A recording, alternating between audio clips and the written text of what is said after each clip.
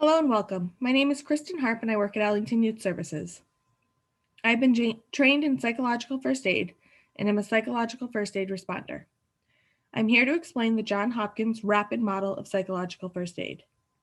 This is not a training on being a psychological first aid responder, but information that will help you provide support when someone is having a mental crisis, overwhelming moment, or stress in dealing when things are just too much.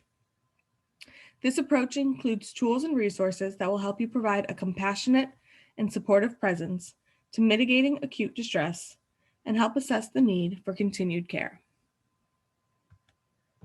So to begin, the R in RAPID is for rapport and reflective listening. Reflective listening is both hearing and understanding someone's needs, then mirroring their thoughts in discussions and questions to be sure the person knows that they are being heard and understood. Reflective listening is making that connection by first making initial contact with the individual. Establish a rapport with them by finding ways to acknowledge their actions, feelings, emotions, fears, or their general conversation.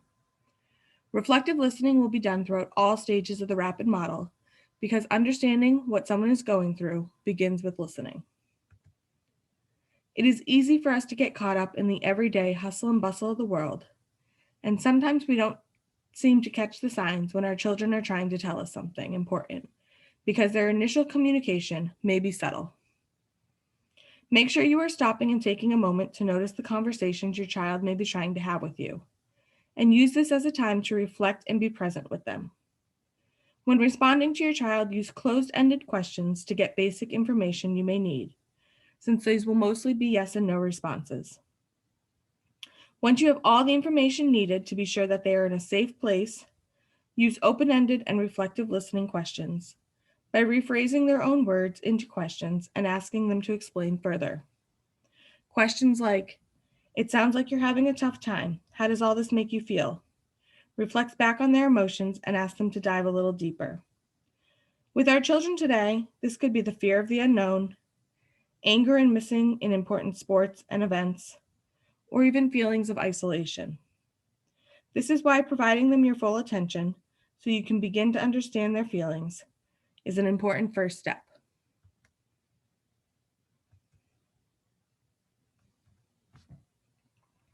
The A in RAPID is for assessment. There's a wide variety of methods to measure, evaluate, or document what your child needs. It is important to remember that the needs of each individual are going to be different.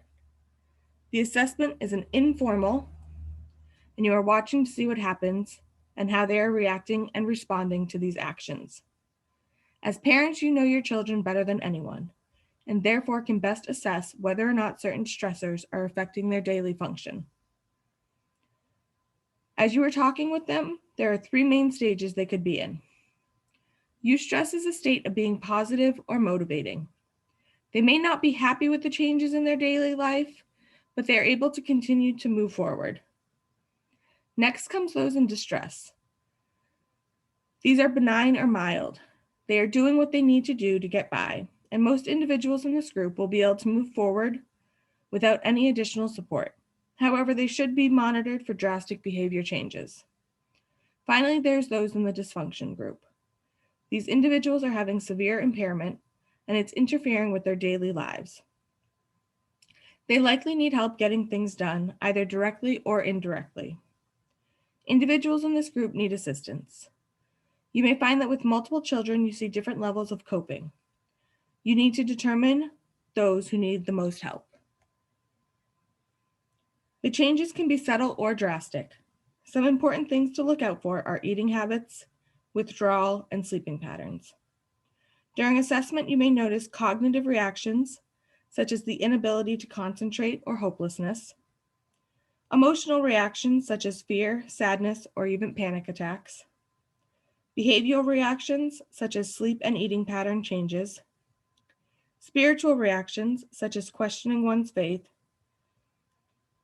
or psychological reactions such as headaches, dizziness, or more severe changes that require medical care.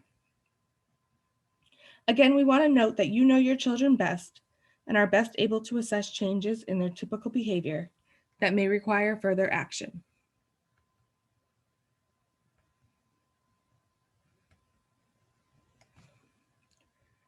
The P in RAPID is for prioritization. Prioritization is the action or process in determining the importance or urgency of something. In this case, if you are a parent of multiple children, you must determine who is at a greater need. Many times as parents, we don't put on our own oxygen mask first. And if you haven't checked out our previous video, Principles of Psychological First Aid, where Diane and Kayla talk about the 5 principles of psychological first aid and learning how to help yourself with coping and self-care, please look back at this. Being in a space where you can help others will help you know who to help first. You want to look for those who may feel helplessness or lack of self-care. Prioritization is an extension of assessment. Again, you are the one who knows your children best. It is important to look for signs that may be out of the ordinary. It is important to remember, however, that every child is going to display their needs differently, even siblings. Do they need more private time? More reflective discussions? How are they handling their stress?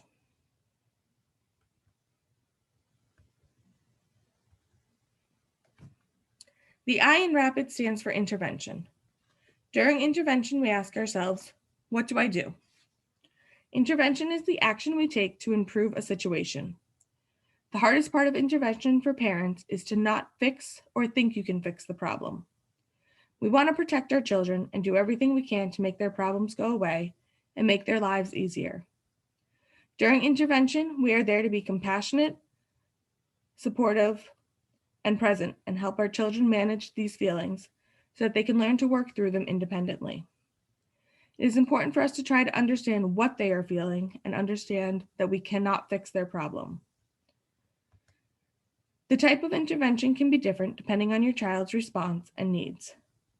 Creating visualization boards to focus on things they can look forward to, helping them normalize their feelings and understand what to expect when possible. Once your child knows self-care skills, they can utilize them to help them work through their overwhelming moments. Things like sticking to a routine, finding a safe space, focusing on safety, and seeing the good.